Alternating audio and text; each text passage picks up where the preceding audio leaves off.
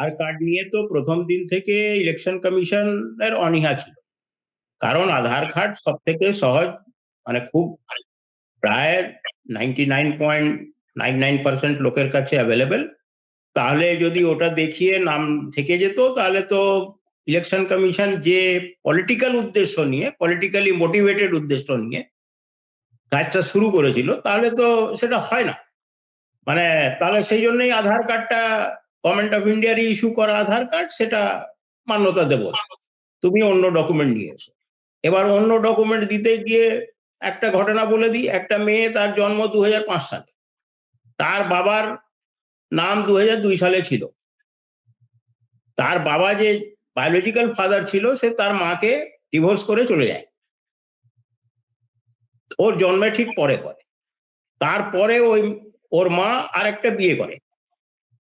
মাধ্যমিক পরীক্ষার ডকুমেন্ট, বিভিন্ন যে ডকুমেন্ট আছে, সেখানে তার যে সৎ বাবা, মানে মা যাকে বিয়ে করলো, তার নাম আছে।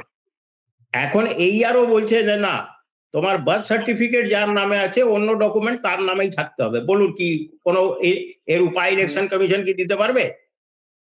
ডিভোর্স হয়েছে, প্রপার ডিভোর্স হয়েছে, তিনি সেকেন্ড বিয়ে করেছেন, সব ঠিক আছে, পুরো আইন কানুন মেনেই হয়েছে। আবার কমপ্লিটলি ইললিগাল, যে কোনো কোর্টে গেলে প্রথম দিনই উড়ে যাবে। হ্যাঁ, সেটাই বলছি। কিন্তু এই যে মেয়েটা, যার জন্ম 2005 সাল, মানে এখন ওর বয়স 20 বছর। তো 20 বছরের একটা মেয়ে হাউ হাউ করে কাঁদছে ইয়ারোর অফিসের বাইরে, যে আমাকে বলেছে যে তোমার যে বার্থ সার্টিফিকেটে যে নাম আছে বাবা হিসেবে, সব ডকুমেন্ট গুলো তার নামেই নিয়ে এসো। মানে মাধ্যমিক সার্টিফিকেটে বা কাস্ট সার্টিফিকেট থাকলে কাস্ট সার্টিফিকেটে। এটা মানে কোন যে যুগে আমরা বাস করছি, এটা। তবে একটা জিনিস আছে, যে ইলেকশন কমিশন মানে অন্য রাজ্যে, ইউপিতেও, যেটা চিন্ময়বাবু বললেন, যে ওখানে মুসলিম, প্রথম দিন থেকে তো টার্গেট ছিল মুসলিমরা, দলিতরা। এটা তো ছিল সবসময়, আমরা বলে এসেছি, প্রথম দিন থেকেই টার্গেট ছিল যে মুসলিমকে দলিতকে উড়িয়ে দাও। উত্তরপ্রদেশে 2024 সালে একটা, মানে একটা ঝামেলায় পড়ে গেছে বিজেপি এমপি ইলেকশনে। তো এখন 2027 ইলেকশনে ওই ঝামেলাটা আর রাখতে চাইছে না, যে মুসলিম আর দলিতরা বা যাদবরা বা ওবিসিরা যদি ভোট দিয়ে দেয় অখিলেশ যাদবকে, তাহলে তো ঝামেলায় পড়ে যাবে, মুশকিল আছে। আর পশ্চিম বাংলা তো যে কোনো ভাবেই হোক বাঙালিকে হেনস্থা করতেই হবে। মানে বাঙালিকে হেনস্থা করার যে প্রবণতা বা যে ক্রোনোলজিটা, এটা তো আজ শুরু হয়নি। এটা অ্যাটলিস্ট এই গভর্নমেন্টের ক্ষেত্রে তো 2021 সালেই আমরা দেখেছি। 2021 সালের পদে পদে আমরা দেখেছি কিভাবে বাঙালি নেতৃত্বকে, বাঙালি লিডারশিপকে, বাঙালি ভোটারকে, বাঙালি মানুষকে, বাঙালি মুনি ঋষিদেরকে, কেন বিদ্যাসাগর মূর্তি ভাঙনটা আমরা কি দেখিনি?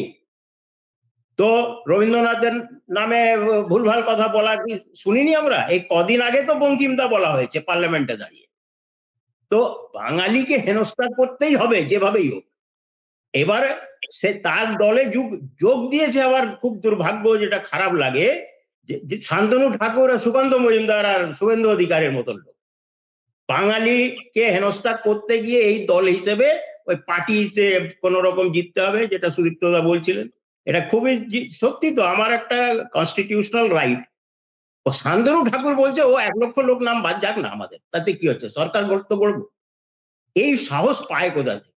সেই জন্য পশ্চিমবাংলা বাঙালি ভোটার, 7 কোটি যে ভোটার যাদের ড্রাফট লিস্টে নাম আছে, তাদের সামনে আজ একটা চ্যালেঞ্জ হয়েছে, যে আমরা কি কুলদীপ সেঙ্গার আগামী দিন দেখতে চাই?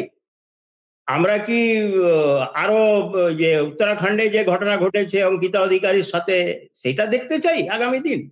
নাকি বাঙালি নিজের ঐতিহ্যকে, এটা চ্যালেঞ্জ, কিন্তু বাঙালির সামনে এটা চ্যালেঞ্জ আছে। বাঙালির কিছু লোক, এই শান্তনু ঠাকুর টাইপের লোক কিছু ভিড়েছে ক্ষমতা একটু লোভে, কিন্তু বাঙালির ঐতিহ্যের প্রশ্ন এখন এসে গেছে আমাদের সামনে। তো আমরা তো বাংলায় থাকি, পশ্চিমবাংলায় বসবাস করছি, পশ্চিমবাংলায় আমাদের বাপ ঠাকুরদারা ছিল, আমরা এখানেই থাকবো। কিন্তু এটা একটা চ্যালেঞ্জ আমাদের সামনে, এই চ্যালেঞ্জকে রুখে দাঁড়াতে হবে এই ভোটার লিস্টের মাধ্যমে, আর তারপরে ভোটের মাধ্যমে। যে এই চ্যালেঞ্জটা যদি আমরা ফেল করি, কিছু মানুষ দেখা যায় কমেন্টে দেখা যায় কিন্তু এই vulnerable section of the society, বিশেষ করে কদিন ধরে আমি বলে যাচ্ছি যে সব থেকে বেশি হেনস্থা হবে মতুয়ারা। যখন নাম কাটা যাবে দেখবেন মতুয়াদের নাম, ওই যে প্রায় 22-25টা যে বিধানসভা আছে উত্তর চব্বিশ পরগনা নদিয়াতে, সবকটাই বিজেপি জিতেছিল গতবার, এইখানে ম্যাক্সিমাম নাম কাটা যাবে, কারণ তাদের কাছে ডকুমেন্ট নেই। সত্যি তো, থাকবে কোথাও, ঐতিহাসিক কারণে এসেছিল তো। তো এইটা ইলেকশন কমিশন উপলব্ধি করতে পারেনি, এখন ঘেটে দিয়েছে। এখন ঘেটে দিয়ে কি করবে আগামী দিন, আরো হিয়ারিংটা 2-4 দিন যাক, তারপরে আমরা ভালো করে বুঝতে পারবো যে আসলে এরা কি করতে চাইছে।